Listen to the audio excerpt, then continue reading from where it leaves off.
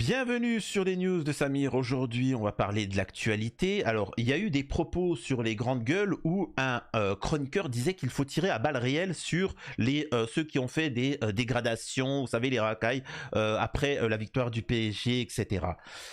Je vais revenir là-dessus et on a aussi les personnes qui ont fait des dégradations, qui se sont exprimées, hein, elles ont tous eu du sursis, donc je vais revenir là-dessus, et la deuxième partie de la vidéo va être une analyse pertinente, en tout cas à mon sens, sur ce qui se passe en France, ce qu'il en est, et ainsi de suite. Alors au moment où j'enregistre ces vidéos, il faut savoir que je suis en live, hein. Généralement je fais un live où j'enregistre mes vidéos, où là je vois le chat à ma droite qui s'exprime, et en plus il y a beaucoup de femmes, donc je vous invite à venir en live, hein. Il y a de la jolie gonzesse, et, et donc juste après cette vidéo on va échanger et voir ce qu'il en est, et parce que je vois déjà des commentaires où ils disent un petit peu ce que je vais dire dans ma vidéo, quoi, en fait. Mais on va démarrer ça tout de suite. Juste avant, je vous invite à vous abonner, laissez un petit commentaire.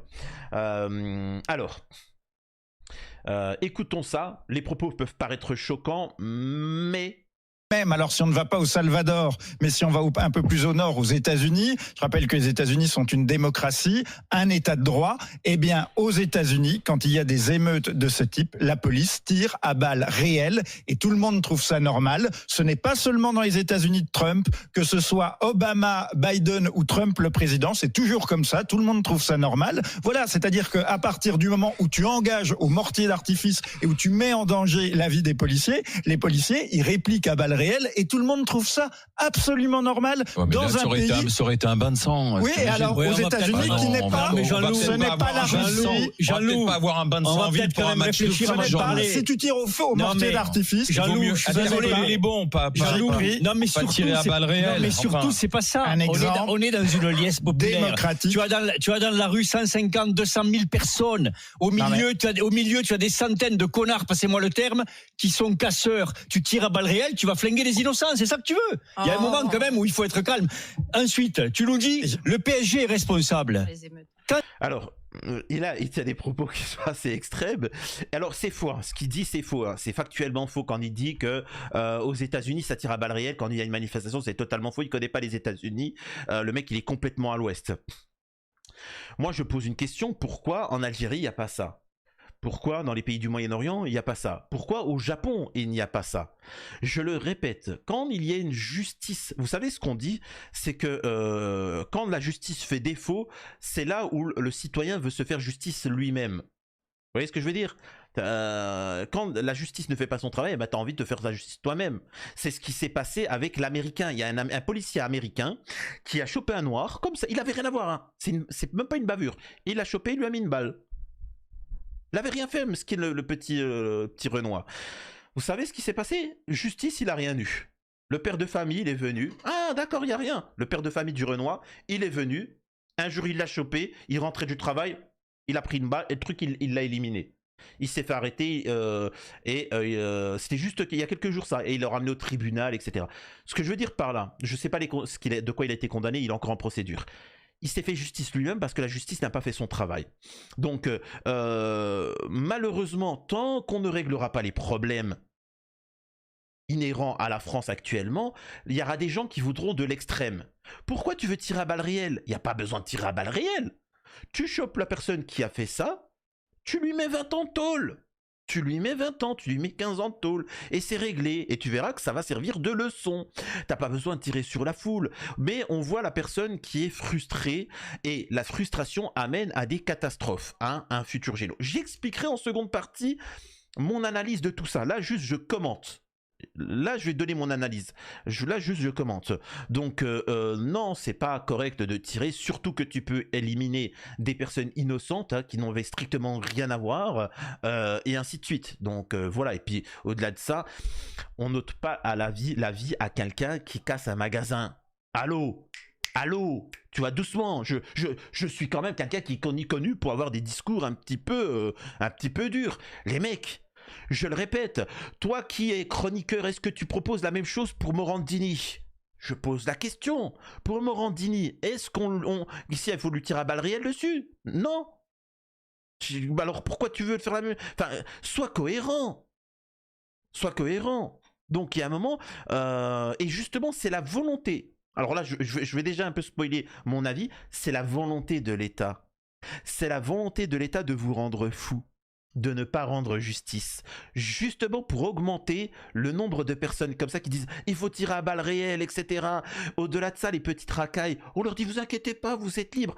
Et tout le monde est en train de monter comme on dit, hein, la mayonnaise elle monte, la moutarde monte au nez et ça va péter parce que tout le monde est à bout. Parce que la justice, quand il y a eu par exemple, pour ceux qui ne s'en souviennent pas, la période du pass sanitaire, quand tu n'étais pas injecté, t'avais pas le droit de quitter le pays.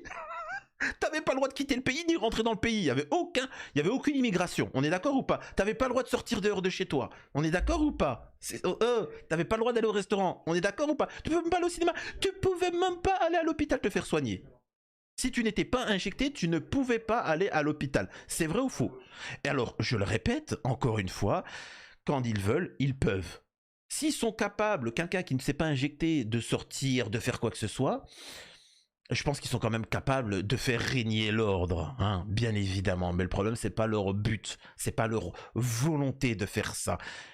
Je poursuivrai mon analyse juste après pour vous expliquer que les Maghrébins, hein, les M de France, appelés comme vous voulez, les M de France, les Maghrébins, etc., sont utilisés. J'entends beaucoup dire que la France insoumise utilise, la gauche utilise les Maghrébins, etc. Je suis désolé de dire ça, vous avez tous tort. Oui, la France insoumise utilise les Maghrébins, les M de France. Mais Samir, tu viens de dire il y a 2 secondes. Je poursuis ma phrase, Billy, tu te tais, tu fais le tour de mon corps et tu te barres, ok?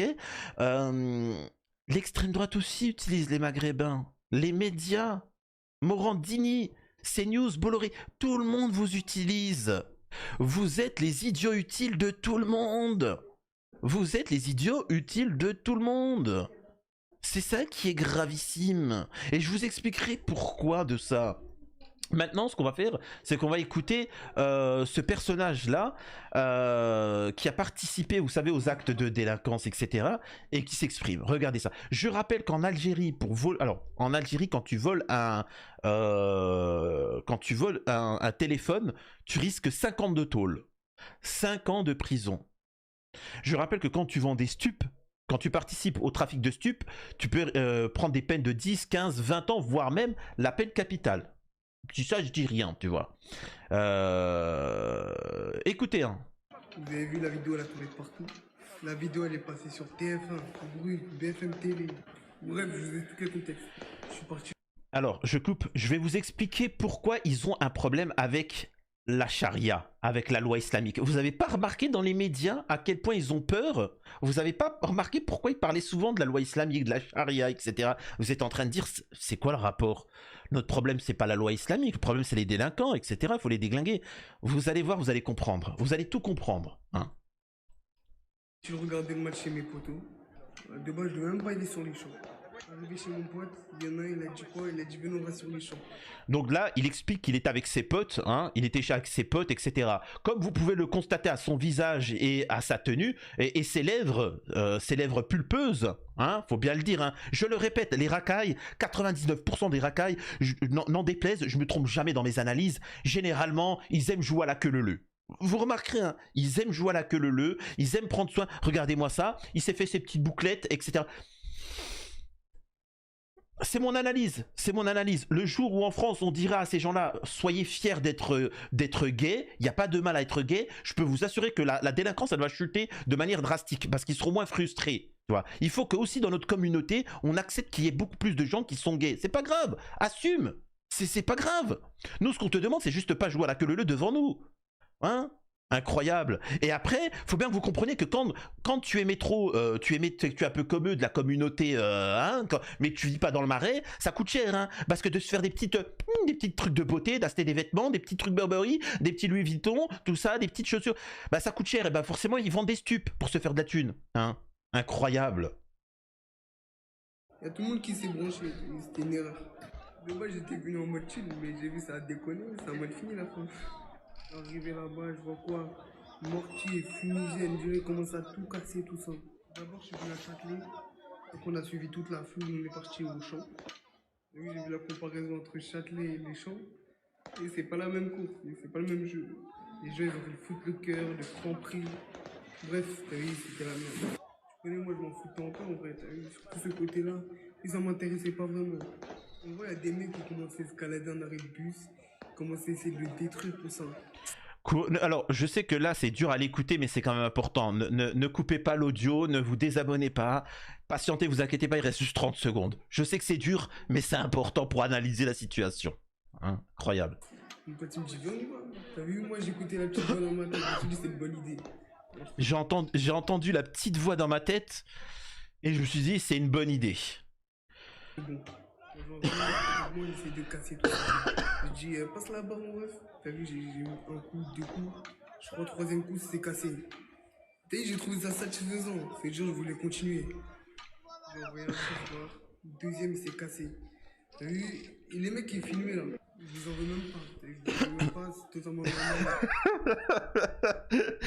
Il a dit quoi? Oh, je pétais, j'ai trouvé ça satisfaisant de péter la vitre, et c'est pour ça que j'ai attaqué la 2e, et ainsi de suite, et de fil en aiguille. Mais il y a des gens qui vont filmer. Bon, je leur en veux pas, tu vois. Ah là là. Putain. Écoutez, hein, je donne $100 000. Si ce merdeux-là, son père ne s'est pas barré, il sait pas c'est qui son père, que sa mère a abandonné parce que c'est une raclure, et ainsi de suite. Je vous le dis tout de suite. Ça, il n'a pas d'autorité, il n'a pas de père, tu vois, il n'a pas de père, pas de mère. Je vous le mets à 100%. Tout le monde qui filme, et pour mettre en story et faire les flammes, tout ça, c'est totalement normal. Mais les mecs, ils ont gratté du buzz avec mes vidéos, ceux qui font des collages, qui les mettent sur TikTok, tout ça. Voilà, vous êtes un chien de... Les mecs, ils ont brûlé des voitures. Wallah, ceux qui... Wallah. Moi, j'aimerais bien voir des délinquants venir et dire au nom du Christ, au nom du Christ, au nom du Christ. Je sais pas, bizarrement, c'est factuel, hein. Il y a un moment, faut accepter. Pourquoi on ne voit jamais de vidéo de délinquants au nom du Christ, au nom du Christ? Alors vous allez me dire, Samir, ce ne sont pas des musulmans, ces gens-là, c'est de la racaille, tout ça. Je suis d'accord. Mais pourquoi la communauté musulmane ne se réunit pas et ne les... alors j'allais dire ne les déglingue pas. Ne fait pas un truc en disant ces gens-là ne sont pas musulmans, barrez-vous. Comme ce que je fais. Pourquoi la communauté musulmane ne le fait pas? Eh ben vous avez pas voulu le faire. Eh ben vous avez été associé à lui. Donc voilà, donc oui, l'islam est responsable de ce qui s'est passé. Oui, l'islam est responsable. Vous n'avez pas voulu dégager ces gens-là, alors qu'ils ne sont pas musulmans, ils ne prient pas, ils ne font rien. Eh ben vous en subirez les conséquences. Mais bon. Et bref, il y a eu plein de trucs, de ouf. Et vous êtes focalisé sur ça. Alhamdoulilah pour le moment. Alhamdoulilah pour le moment. Et j'espère ça... Alhamdoulilah, pour le moment, on m'a pas truqué. Alors, voilà. Donc, c'était pour vous dire... là, ça va être mon analyse et on finira par une vidéo de Retailleau.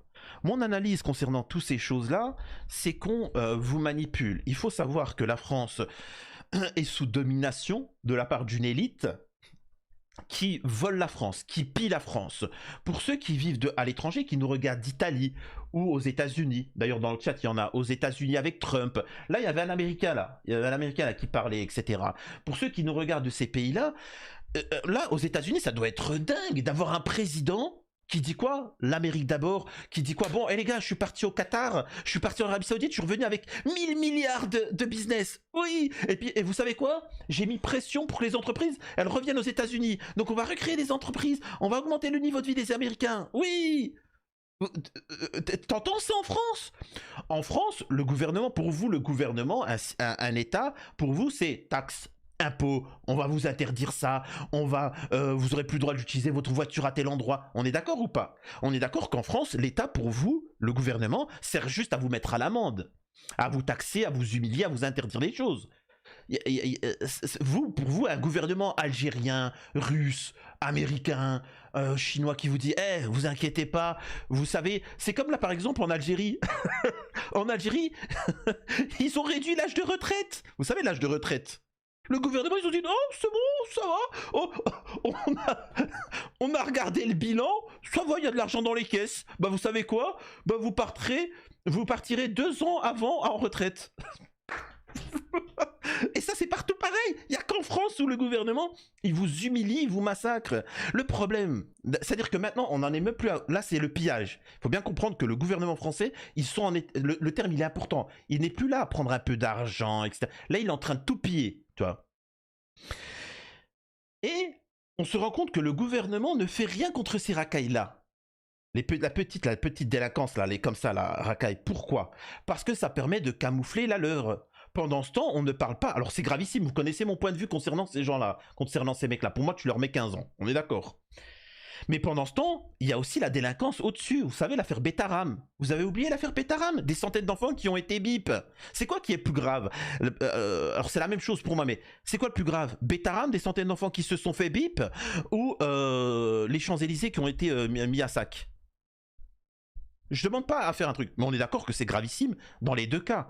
Mais le fait de mettre ça en avant, de laisser ces racailles libres, ça permet, tu vois, de servir de cache-misère de ce qui se passe au-dessus, où ils bipent des enfants, où ils sont tous corrompus. On se rend compte là récemment, encore une fois, ils ont tous tapé dans la caisse, ça coûte plusieurs centaines de millions d'euros. Hein, tous les partis politiques, ils ont tapé dans la caisse. Donc... quand vous vous dites, mais c'est bizarre, pourquoi ils ne les sanctionnent pas? Moi, je comprends pas. Moi, pourtant, je sais pas pour vous dans le chat, mais il y en a certainement qui sont musulmans, qui sont d'origine maghrébine. On est d'accord que quand vous travaillez, que vous travaillez et ainsi de suite, on est bien d'accord. On est bien d'accord qu'on vous tombe dessus pour... t'as dépassé le kilométrage de 5 km, hop, amende. Tu vois, tu te stationnes à tel endroit, allez, amende, 350 € d'amende. Tu oublies de payer un truc, hop, amende. C'est sans pitié, tu vois. Et tu te dis, c'est bizarre, pourtant, je devrais avoir la carte. Je comprends pas pourquoi les autres, ils ont rien. Alors qu'ils ont quand même tout saccagé Paris. Ils ont rien. Bref. Donc... ça sert de cacher la misère. C'est pour ça que, comme on dit, il faut dégager la délinquance d'en bas comme celle d'en haut. Aussi, faut comprendre que le système, c'est pas des idiots. Le système, l'état profond n'est pas idiot. Ils se disent, ils ont peur de l'islam. Parce que, pourquoi ils critiquent l'islam et la loi islamique? Parce que certains, à droite, d'extrême droite, patriotes, qui discutent avec aussi des personnes issues de l'immigration algérienne ou machin, etc., auraient peur que vienne à l'idée que les patriotes français discutent avec les patriotes français, mais qui ont issu de l'immigration, et qui se disent, bon les gars, est-ce qu'on peut trouver un accord, la paix? On a un problème. Vous savez ce qu'on fait? J'ai vu un truc dans ta religion, dans la loi islamique, qui est très intéressant. Comme ça, on ne nous traitera pas d'assistes. Moi, j'aimerais bien que les patriotes de droite, catholiques, athées, machin, ils disent, vous savez, les musulmans, votre loi islamique, elle dit quoi concernant les voleurs? Ah bah écoutez, pour les voleurs, on est bien d'accord que le mec qui dit Wallah, Hamdullah, etc., le mec machin, bah la loi islamique, alors, je résume, hein, pour celui qui vole plus que 50 €, d'ailleurs, hors de son truc vital, un être humain qui vole pour manger, il n'a aucune sanction en islam. En islam, il n'a aucune sanction. Et les savants ont étudié, c'est en dessous de 50 €. Quelqu'un qui vole un truc en dessous de 50 €, il a rien. Ah, il est sanctionné. Allez, monsieur, calme-toi, pourquoi? On essaie de l'aider. Mais quelqu'un qui vole au-dessus, on considère que c'est juste un voleur. Donc, on fait la paix et on vient, on dit, vous savez, tous ceux qui sont là tous les Wallah, la cité, Couscous Merguez, etc. Eh ben, on applique l'islam. Ils sont musulmans. On est bien d'accord. On est bien d'accord qu'ils sont musulmans. On les entend, Wallah, etc. Eh ben, on applique leur religion. J'aimerais bien. Moi, j'aimerais bien qu'on applique leur religion. Donc, on coupe la main. Ces gens-là, normalement, qu'on coupe la main.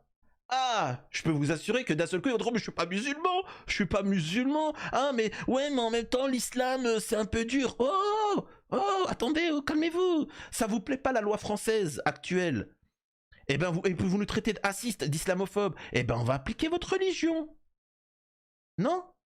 À votre avis, pourquoi? Pourquoi? Normalement, on devrait... C'est-à-dire que les mecs d'extrême droite, ils devraient pouvoir dire ça. Les Morandini, les Pascal Pro, l'État, même l'extrême droite, ils pourraient dire ça. Moi, je serais Marine Le Pen, par exemple, je dirais ça. Je dirais, ben, vous savez quoi? Pour preuve que je suis pas islamophobe, j'ai décidé d'appliquer une des lois de la loi islamique.